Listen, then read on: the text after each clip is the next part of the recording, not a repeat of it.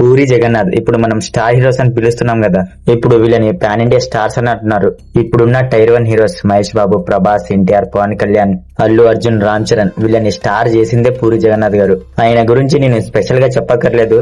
అంతేందుకు Indian greatest writer అయిన విజేంద్ర ప్రసాద్ గారే చెప్పారు ఆయన గురించి. ఆయన వాల్ పేపర్ కూడా పెట్టుకున్నారు. రాజమౌళి గారు కూడా మీ దగ్గర ఏడిగా పనిచేస్తానని చెప్పారు. ఒక నార్మల్ హీరో నుంచి సూపర్ స్టార్ అవ్వాలంటే పూరి గారి చేతిలో పడితే చాలని ప్రభాస్ గారు అన్నారు. అప్పుడు పూరి జగన్నాథ్ గారిని తోపులే తోపు అన్నారు. బికాస్ ఆయన తీసిన మూవీస్ అలాంటివి మరి కల్ట్ మూవీస్ తీశారు. అదిరిపోయే ప్రొటాగనిస్ట్ క్యారెక్టరైజేషన్ తో, వా అనేలా అనిపించే డైలాగ్స్ తో టాలీవుడ్ ని ఒకప్పుడు ఒక ఊపు ఊపాడు. పూరి గారి క్యారెక్టర్ రాసినట్టు అసలు ఎవరు రాలేరు కూడా. ఆయన డైలాగ్స్, తన ఫిలాసఫీ ఇదంతా చాలా మందికి తెలియదు.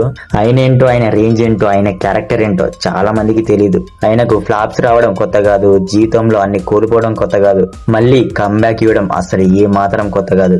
లైఫ్ అన్నప్పుడు డౌన్ ఫాల్స్, లెగటం, పడటం ఇవన్నీ జరుగుతూనే ఉంటాయి. ఫ్లాప్స్ లో ఉన్న హీరోకి అసలు మార్కెటే లేదురా ఈ హీరోకి అనే టైంలో ఒక స్ట్రాంగ్ కంబ్యాక్ ఇచ్చి స్టార్ చేసిన రేంజ్ అయినది. గత 2-3 ఇయర్స్ నుంచి రాడ్లు తీశారు, కానీ ఆయన సాధారణమైన మనిషి కాదు, హ్యూమన్ 2.0 వర్షన్ అంటాం కదా, అలాంటోడన్నమాట. ఆయన అప్కమింగ్ మూవీ అయిన puri Sethupathi slum dog movie shooting అయిపోయింది, కానీ ఫైనాన్షియల్ ఇష్యూ వల్ల ఇంకా పెండింగ్ లోనే ఉందంట. సో అందుకే ఇంకా రిలీజ్ అవ్వట్లేదు. ఆయనకి ఇదంతా కొత్త ఏం కాదు. ఆయన కంబ్యాక్ కోసం ఈగర్లీ వెయిటింగ్. ఆయన పక్కా కంబ్యాక్ ఇస్తారు.